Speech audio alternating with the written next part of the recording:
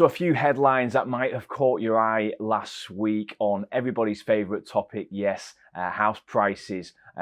One of the headlines that caught my eye in The Guardian, and it was house prices fall by the most in more than 2 years.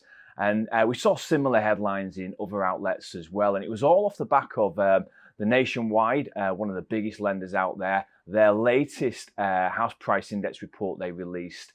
And they claim that house prices fell by 0.8% in June from May.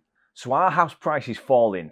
Well, before we answer that, first of all, let's look at what some of the other indexes have reported this month.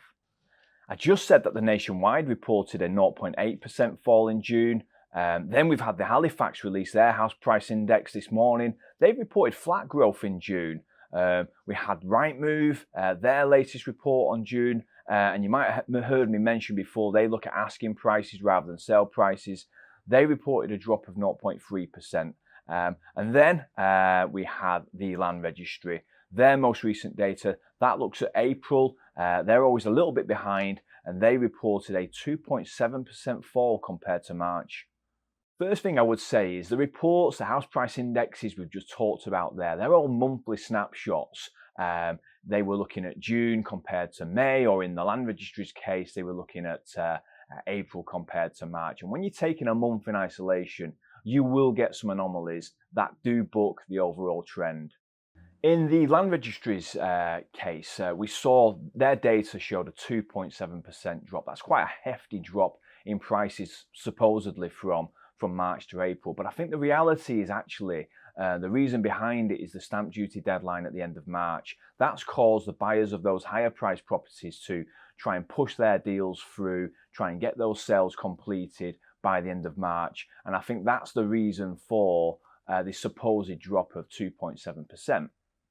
The stamp duty deadline, as I said, it caused a huge rush. It pushed a lot of deals through into March that would have otherwise gone through in April. And it really skewed the data as well. I mean, our business saw the number of completions, the number of sales that actually completed in March, double what we would normally see. So I think that's had the effect also of really skewing the data in March.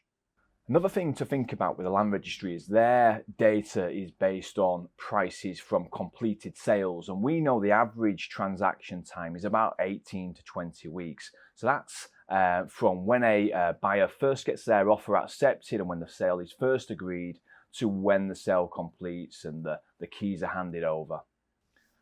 So often as much as 5 months. And if we wind back 5 months from April, you're then into December. And any estate agent will tell you December, it's a quieter month. It's a month where not as many sales are agreed. And the sales that are agreed are typically the lower value homes. It's just not a busy, active month for those higher priced properties. Last thing I would say that is really important to consider about the house price indexes that are released from the likes of the Nationwide and the Halifax and the Land Registry is they're all looking at data from across the country, up and down the country. And we know the market is very different in different regions. For example, even Rightmove say in their latest report that it's the higher priced regions down south where they are seeing the larger price drops. Whereas here in the north where things tend to be a bit more affordable, they're actually saying that year on year prices have actually increased. And that's exactly what we've seen in the data from our region. I'm going to put up on screen now some data from our trusty source, 20EA. The first set of data you'll see is from the 1st of January to the 30th of June 2024. And you'll see house prices, the average sale price in that period was $228,000. If we look at the same period in 2025, the average sale price there is $240,000. So that's a 5% increase year on year. This is real independent data from across our region.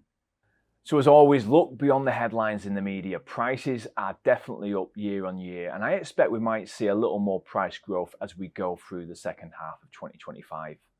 There are some signs that sellers are having to be a little more competitive with their prices as the number of homes coming to the market has increased, and that's given buyers a little more choice. But we're still seeing really good demand out there, particularly from first-time buyers. Been quite a big increase in the number of first-time buyers out there this year, and that's driving the market along quite nicely. We've also got I would say quite stable and competitive mortgage rates as well. And I think if we see that carry on, that should see us continue on the positive trend that we've been on so far in 2025. Will I be right? You'll have to keep watching these videos to find out. I'll always try and give you an honest view of what's happening out there in the market. Thanks as always for watching.